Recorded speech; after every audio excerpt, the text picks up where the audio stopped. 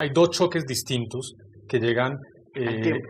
prácticamente al tiempo, pero que son Sí. de naturaleza distinta. Uno que tiene que ver con el choque del coronavirus, la expansión de lo que ya hoy la Organización Mundial de la Salud ha llamado una pandemia, que ha generado mucha incertidumbre a nivel mundial sobre cuál va a ser el impacto económico en términos de disrupción del comercio, de las cadenas globales de valor, y cuál va a ser entonces el impacto en la economía mundial en términos de crecimiento de este choque tan importante. Ese es un choque que tenemos ya desde hace varias semanas.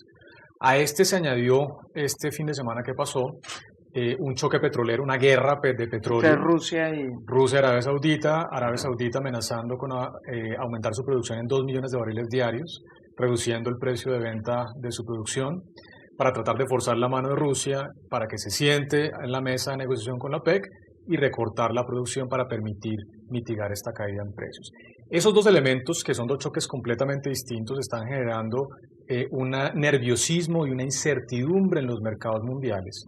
¿Y qué pasa? Los inversionistas, cuando hay incertidumbre, buscan básicamente tres activos que son de bajo riesgo. Uno, el oro, que ha subido su precio de manera sustancial en las últimas semanas. Dos, los bonos del tesoro, es decir, la deuda pública de Estados Unidos, que ha subido su precio también, es decir, ha bajado las tasas de interés de esos bonos a niveles históricos. Y tres, el dólar. Y cuando el dólar está en alta demanda, eso implica una desvalorización de las monedas emergentes, incluyendo la de Colombia. Eso es lo que estamos viendo y ese es este periodo, digamos, de volatilidad e incertidumbre. Así que mientras permanezcan estos dos choques, que pueden resolverse en tiempos distintos, puede que Rusia otra vez entre a la mesa y se resuelva el choque petrolero, pero va a continuar el otro choque. En cualquier caso, hasta que permanezcan estos dos choques, tenemos que acostumbrarnos a precios bajos de materias primas, incluyendo el petróleo, y a un dólar caro. Pero eso va a tener una, digamos, del presupuesto de Colombia se hizo sobre la base de 60 dólares el barril, no de 30. Sí. El primer impacto va a ser funesto Fiscal. mientras que se ponen de acuerdo. De todas formas, estamos en ascuas. Sí, no? pero mire, María Jimena, ahí hay una buena noticia entre todas estas malas noticias de choques externos, y es que el impacto fiscal que va a existir se va a materializar a partir del 2021. ¿Por qué? Porque el impuesto de renta que pagan las empresas petroleras, incluyendo Ecopetrol, de las actividades que desarrollan en este año, lo hacen en el 2021. Entonces, cuando se materialice ya ese pago de renta, el gobierno va a entender pues cuál va a ser el impacto fiscal, y eso le da cierto espacio, cierto tiempo para poder tomar las decisiones. Pero es un año muy complicado, porque usted sabe, María Jimena, que desde Desarrollo ya habíamos dicho que el 2021 iba a ser muy complicado. Nosotros estimábamos que la reforma tributaria iba a reducir el recaudo en 0,8% del Producto Interno Bruto, y a eso se le va a adicionar el impacto que todavía no sabemos todavía, pero que se va a ver, coronavirus y petróleo. Así que 2021 va a ser un año tremendamente complicado en materia fiscal. Nosotros hasta ahora hemos recibido el contagio económico y no el contagio de la infección. El contagio de la infección por ahora en Colombia es mínimo. 8 casos. 9 casos. 9 casos. Pero nadie sabe a qué puede llegar. ¿Qué pasa en China?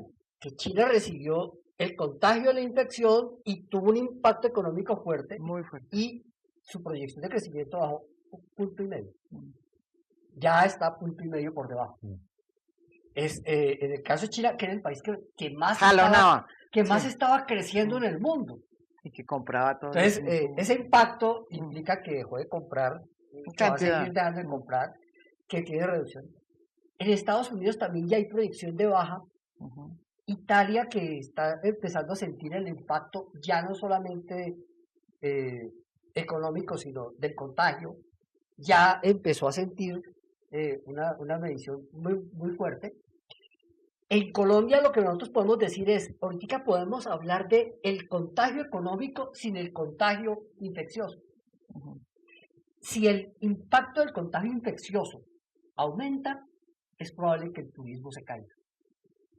Hoy por ahora, en términos del contagio infeccioso, el turismo es un tema a controlar. Ya llegó, los casos detectados en Cartagena son de un crucero. Entonces llega la pregunta, ¿van a llegar más cruceros?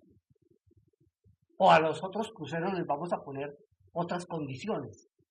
Porque ese crucero ya quedó en cuarentena. Pero los demás cruceros no necesariamente. Seguramente va a tener que plantearse un control de cómo llegan. Ahí es donde se impacta el turismo. Bueno, Pero si Canadá, si los cruceros pueden seguir llegando y no pasa nada, el turismo no va a tener la misma caída. ujú. Entonces, un poco es que lo que ahora estamos midiendo es el impacto económico de lo que viene de afuera, petróleo en la mitad, dólar caro, y lo que va a depender realmente de qué tanto caiga la economía colombiana es de si el impacto de la inflación es más o menos fuerte. Ahora, el BID, por ejemplo, un impacto grande, yo diría, pues la decisión del BID de no hacerla, Aplazarlo. de aplazarla. Pero es- eso es cautela.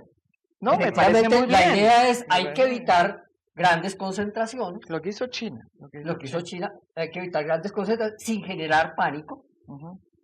y dentro de esas grandes concentraciones es evitar cosas como estas. Eso va a reunir, es que podría reunir 5.000, 10.000 personas. Entonces, en un momento como este, reunir 10.000 personas no puede, de pronto no es la mejor alternativa. Pero tenemos que mirar nuestros sistemas de transporte masivo. ¿Quién está cuidando Transmilenio? Y yo diría que habría que añadirle una tercera crisis, ¿Qué es cuál? la ñiñimanía. ¡Ah! La La ñeñemanía. ¿Qué Sí. quiere decir esto? Pues que el gobierno está asimilando un golpe muy fuerte en la credibilidad de su elección. Y ese golpe muy fuerte está cada vez cogiendo espacio. Ya hay actitudes muy radicales desde el uribismo hasta otras acciones políticas, Ujú. de decir, aquí pasó algo, aquí sí pasó algo, no aquí pasó algo, sino aquí sí pasó algo, y empiezan a haber pruebas. Ujú.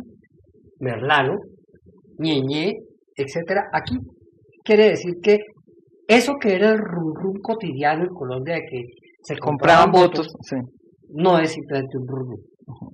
Eso existe, está allí, y eso le plantea gobernabilidad. El gobierno quiere cerrar alianzas con el Cambio Radical y alianzas con los liberales. Podría generar una buena gobernabilidad para hacer reformas. Pero la pregunta es, ¿y para qué quiere esa gobernabilidad? Porque no está pensando en las reformas que se necesitan. Está pensando en otras. No va, esa gobernabilidad con Cambio Radical y con los liberales no va para cambiar el estatuto tributario. A la inversa. El Cambio Radical fue el que propuso Sí. y fortaleció Las las exenciones. exenciones. Fue el que propuso y logró eliminar la renta presuntiva. Entonces, no es por ahí. Esas no son las reformas que se esperan. Esto implica, lo que decía Gabriel, algo que está pasando en la vida cotidiana, las marchas, las protestas, etcétera. Estas se van a agudizar. Entonces, aquí la pregunta es hasta dónde el gobierno va a tener gobernabilidad y el interés político de verdad de hacer esas reformas. Por ahora, ¿Usted su cree interés que no es va a ese. poder hacer la reforma, por ejemplo, laboral, pensional? Además que fue una cosa que él prometió en campaña, ¿no? Pensional. Sí, pero nadie sabe exactamente cuál. Porque es que la reforma pensional son muchas cosas. Ujú. Yo puedo hacer reforma pensional pensando en cambiar edad y semanas de cotización. Pero también puedo plantear las reforma mujeres. pensional si yo meto al régimen exceptuado en la reforma. El gobierno no va a meter al régimen exceptuado. El tema de gobernabilidad trasciende el tema partidista. El tema de gobernabilidad tiene que ver con la opinión.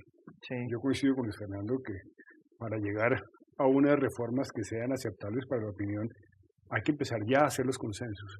Si después los partidos se pegan o no, o participan o no, es un tema de gestión política.